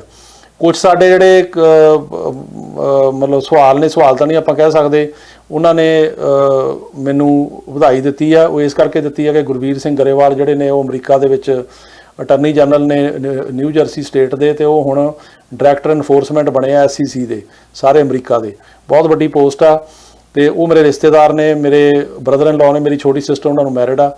ਤੇ ਇਹ ਸਾਰੇ ਸਿੱਖਾਂ ਵਾਸਤੇ ਬੜੀ ਮਾਣ ਦੀ ਗੱਲ ਆ, ਸਾਰੇ ਪੰਜਾਬੀਆਂ ਵਾਸਤੇ, ਕਿਉਂਕਿ ਪਹਿਲੇ ਪੰਜਾਬੀ ਤੇ ਸਿੱਖ ਉਹ ਅਟਰਨੀ ਜਨਰਲ ਸੀਗੇ ਇਹ ਸਟੇਟ ਦੇ, ਤੇ ਉੱਥੇ ਸਭ ਤੋਂ ਲੰਬਾ ਸਮਾਂ ਅਟਰਨੀ ਜਨਰਲ ਰਹੇ ਆ। ਤੇ ਹੁਣ ਪਹਿਲੇ ਹੀ ਨੇ ਜਿਨ੍ਹਾਂ ਨੂੰ ਇਹ ਪੋਸਟ ਮਿਲੀ ਆ। ਇਹ ਜਿਹੜੀ ਸਿਕਿਉਰਿਟੀ ਤੇ ਐਕਸਚੇਂਜ ਕਮਿਸ਼ਨ ਹੈ, ਸਾਰੇ ਅਮਰੀਕਾ ਦੇ ਜਿਹੜੇ ਆਪਣੇ ਸ਼ੇਅਰ ਜਿੱਥੇ ਖਰੀਦੇ ਵੇਚੇ ਜਾਂਦੇ ਨੇ ਵਾਲ ਸਟਰੀਟ ਦੇ ਉੱਤੇ, ਜਿਹੜੀਆਂ ਮਾਰਕੀਟਸ ਨੇ ਉਹਨਾਂ ਨੂੰ ਰੈਗੂਲੇਟ ਕਰਦੀ ਆ, ਸਾਰੇ ਵੱਡੇ ਬਿਜ਼ਨਸ ਨੂੰ ਰੈਗੂਲੇਟ ਕਰਦੀ ਆ। ਤੇ ਉਹਦੀ ਜਿਹੜੀ ਇਨਫੋਰਸਮੈਂਟ ਆ ਉਹਦੇ ਉਹ ਡਾਇਰੈਕਟਰ ਨੇ, ਉਹਨਾਂ ਦਾ ਕੰਮ ਇਹ ਹੁੰਦਾ ਕਿ ਜਿਹੜੇ ਛੋਟੇ ਇਨਵੈਸਟਰ ਨੇ ਜਿਹੜੇ ਕਿ $100, $1000, $10,000, $25,000 ਇਨਵੈਸਟ ਕਰਦੇ, $1,00,000 ਇਨਵੈਸਟ ਕਰਦੇ ਆ, ਉਹਨਾਂ ਨੂੰ ਵੱਡੀਆਂ ਕੰਪਨੀਆਂ ਤੋਂ ਬਚਾਇਆ ਜਾਵੇ, ਜਾਂ ਉਹਨਾਂ ਨੂੰ ਜਿਹੜੀ ਮਤਲਬ ਇਨਸਾਈਡਰ ਟ੍ਰੇਡਿੰਗ ਹੁੰਦੀ ਆ ਉਹ ਤੋਂ ਬਚਾਇਆ ਜਾਵੇ, ਤਾਂ ਕਿ ਉਹਨਾਂ ਦੇ ਪੈਸੇ ਜਿਹੜੇ ਹੈਗੇ ਸੁਰੱਖਿਅਤ ਰਹਿਣ ਤੇ ਮਾਰਕੀਟਸ ਜਿਹੜੀਆਂ ਓਪਨ ਤੇ ਫ੍ਰੀ ਰਹਿਣ। ਇਹ ਉਹਨਾਂ ਦਾ ਕੰਮ ਹੈ। ਸੋ ਇਹ ਸਾਰੇ ਪੰਜਾਬੀਆਂ ਵਾਸਤੇ, ਸਾਰਿਆਂ ਜਿਹੜੇ ਹੈਗੇ ਆ ਵਾਸਤੇ ਬਹੁਤ ਵੱਡੀ ਗੱਲ ਆ। ਸੋ ਇਸ ਕਰਕੇ ਅਸੀਂ ਤਾਂ ਆਪ ਚਾਹੁੰਦੇ ਹਾਂ ਵੀ ਸਾਡੇ ਹੋਰ ਪੰਜਾਬੀ ਅੱਗੇ ਆਉਣ, ਮੇਅਰ ਬਣਨ, ਅਸੈਂਬਲੀਮੈਨ ਬਣਨ, ਕਾਂਗਰਸਮੈਨ ਬਣਨ, ਜਾਂ ਇਲੈਕਟਡ ਜਿਹੜੇ ਹੈਗੇ ਆ ਵੀ ਸਾਡੇ ਰੈਪਰੈਜ਼ੈਂਟੇਟਿਵ ਬਣਨ, ਜਾਂ ਇਹਨਾਂ ਪੋਸਟਾਂ ਤੇ ਅਪੁਆਇੰਟ ਹੋਣ। ਸੋ ਸਾਰਿਆਂ ਦਾ ਬਹੁਤ ਧੰਨਵਾਦ ਜਿਨ੍ਹਾਂ ਨੇ ਕਿ ਵਧਾਈ ਦਿੱਤੀ ਆ। ਤੇ ਇਹਦੇ ਨਾਲ ਹੀ ਹੁਣ ਸਮਾਂ ਹੋ ਗਿਆ ਤੁਹਾਡੇ ਤੋਂ ਆਗਿਆ ਲੈਣ ਦਾ, ਤੇ ਅਗਲੇ ਹਫਤੇ ਫੇਰ ਮਿਲਾਂਗੇ ਤੇ ਤੁਹਾਡੇ ਹੋਰ ਸਵਾਲਾਂ ਦੇ ਜਵਾਬ ਦੇਣ ਦੀ ਕੋਸ਼ਿਸ਼ ਕਰਾਂਗੇ, ਨਾਲੇ ਅਪਡੇਟ ਦੇਵਾਂਗੇ। ਚੰਗਾ ਜੀ, ਸਤਿ ਸ਼੍ਰੀ ਅਕਾਲ। Jaspreet Singh, attorney at law, New York and California. Immigration, deportation, defense, appeals, family law ਅਤੇ bankruptcy ਲਈ ਸੰਪਰਕ ਕਰੋ। More than 17 years of legal experience. Jaspreet Singh, attorney at law.